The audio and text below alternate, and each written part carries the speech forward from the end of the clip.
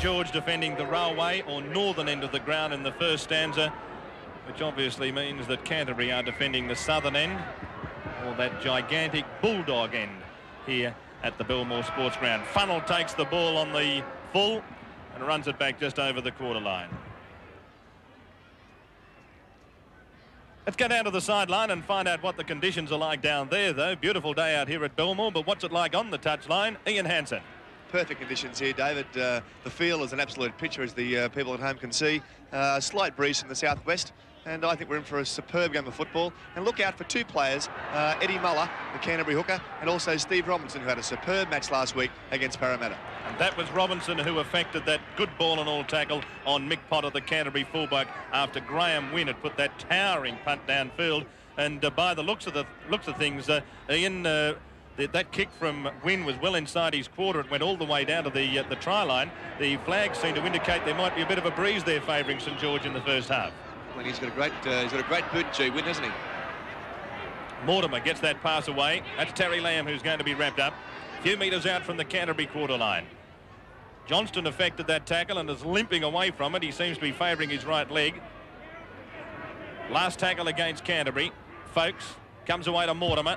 Steve Mortimer, that is, up towards the quarter line. Only two of the Mortimers playing this afternoon, Steve and Chris. Ricky Walford gets the ball for St George, the left winger, and runs it 11 metres out from his own quarter line.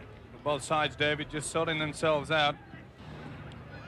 Note, who packed down in the scrum with Jarvis against Canterbury in that 85 grand final. What a terrible pass, and Terry Lamb in trying to regather that drop ball. Funnel dropped it. He's got that sixth sense. Ball into the scrum. It's won by Canterbury. Mortimer, the open side. Terry Lamb. Away it goes to Chris Mortimer. The pass comes away from Potter. Farah for the line. He gives it out to the winger. Going over and diving and scoring the try. Tony Curry. And Canterbury are in 4 points to 0. Beautiful quick ball here. Now watch Terry Lamb draw his man into no man's land. The link in from the fullback. Beautiful football. And there you see, watch for the wingman, and created the overlap, and that was made easy. And Curry only had 4 games last year. Of course, he had some injuries last year, that leg injury. He was the leading try scorer, though, for Brisbane West in 1985. As Lamb moves in, there's the kick. It's very high in the air, but he's missed it.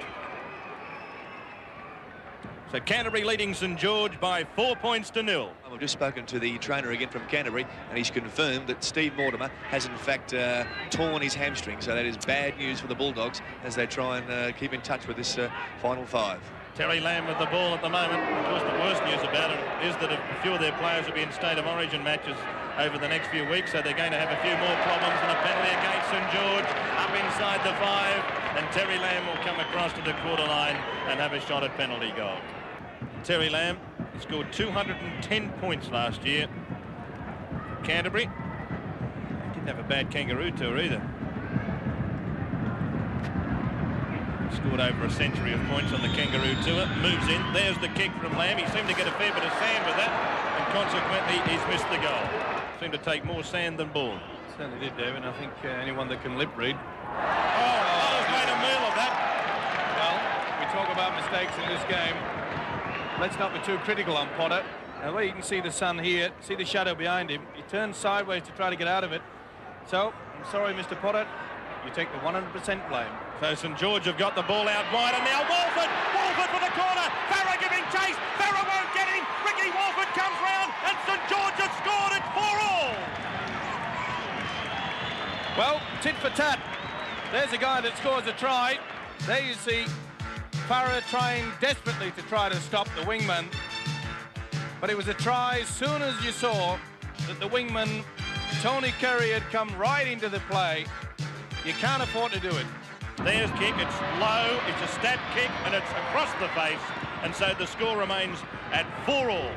St George 4, Canterbury 4. Langmack's going to be asked to play the ball about 35 metres out from Canterbury's line. Alshin, now it's with Lamb. Lamb's pass out wide, though, is not a good one, but Bennett got a good bounce and picked it up well. He's back on the inside. Can't get his pass away. It's taken there by Fraser below and Young over the top. And Kelly wasn't expecting that. Now it's been knocked on again, and no hazard for St George. That was stupid play, irrespective of whether Kelly wasn't expecting it. You've got to keep your eyes open in this ball, and they're offside. Against Canterbury. shot at goal from there, I'd suspect. Walford moves in. There's the kick. He struck it pretty well. He's got it. 2 points for the Dragons. And St George are leading Canterbury Bankstown with about 7 minutes remaining in the first half by 6 points to 4. Done affecting that tackle as Funnell now gets the pass away from Kokas. He had a bit of trouble handling that. Now that's Robinson.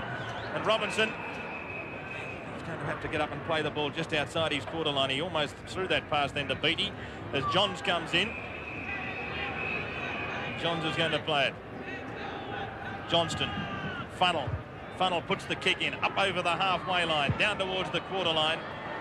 And Potter's going to get that ball only about 16 or 17 metres out from his own line. Now, he's trying to beat Beattie and Robinson. He can't do so in the end. Robinson clung to that sock. Chris Mortimer from dummy half. The pass out wide. It's not a good one. Terry's gone without it. Walford trying to tow it through. It's still loose. It's towed through by Brian Johnston. Johnston gathers it up. Johnston dives. Johnston scores! Right out on the touchline, a couple of metres out from the quarter line, moves in. There's the kick. He took almost the whole sandcastle with it, and he's missed it. We've seen quite a few kickers today really kick the sandcastle. So there's the kick-off to restart the match. Funnell kicking it off. Steve Folkes gathering it in now for Canterbury Bankstown, and the second rower runs it back to his own quarter line. Muller and Folkes, two of the players in the first half who really did shine for Canterbury Bankstown. Folkes getting through 15 tackles. So too did the hooker, Eddie Muller. Paul Dunn managed 12. As Jarvis takes it ahead for the Bulldogs. The top tackling players in the St George lineup, Fullerton, Smith and Young with 14 apiece, and the lock forward Colin Fraser has just joined them with 14 with that tackle just a moment ago. Funnell.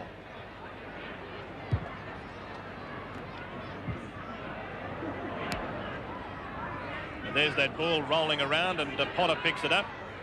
And that's about, I'd say, a good 11 metres away from Ian Hansen, who's down on the sideline. Ian. Yeah, thanks very much, David. Actually, just had a very interesting interview with Steve Mortimer, and it's good news for Steve. He thinks at the most only 1 week, and he had a chat to Jason Alchin, and he told Jason to keep it simple, and they can win this game. In the St George room, confidence sky high. Roy Masters wants the Dragons to keep going, and don't be surprised if they lose Craig Young midway through this second half. Billy Johnston receiving some attention in the back players. That bad pass has gone loose and it's been towed through by Brian Johnston. Ricky Walford also there. Walford tows it ahead again. Walford will win the race. Walford dives. Walford scores. St George are in again.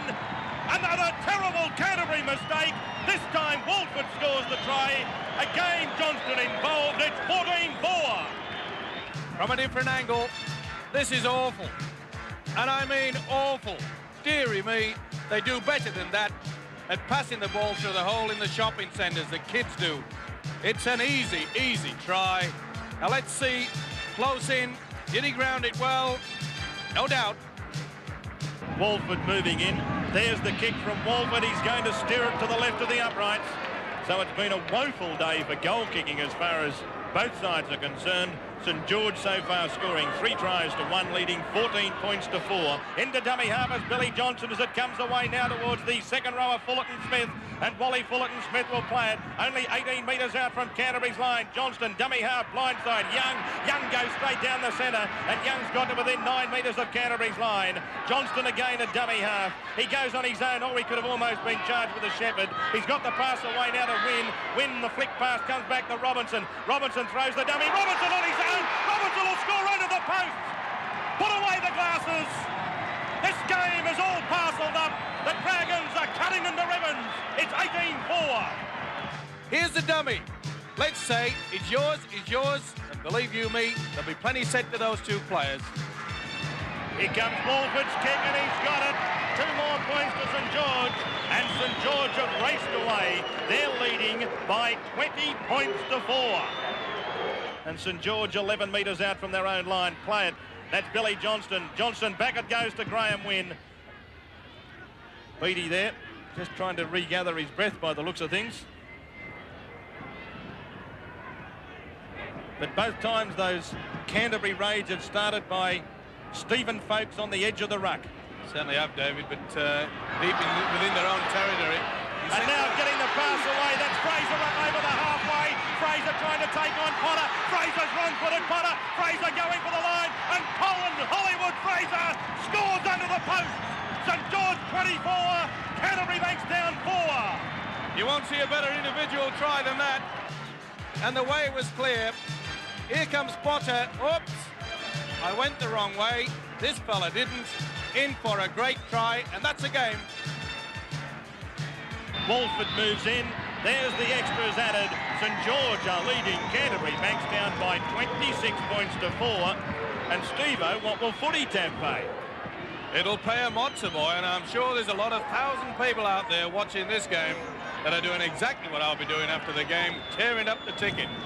The big match up at Brookvale Oval, the top of the table clash of the Winfield Cup competition leaders Balmain against the team running second Manly Warringah, as Kokas has got a beautiful ball back on the inside and Graham Wynn.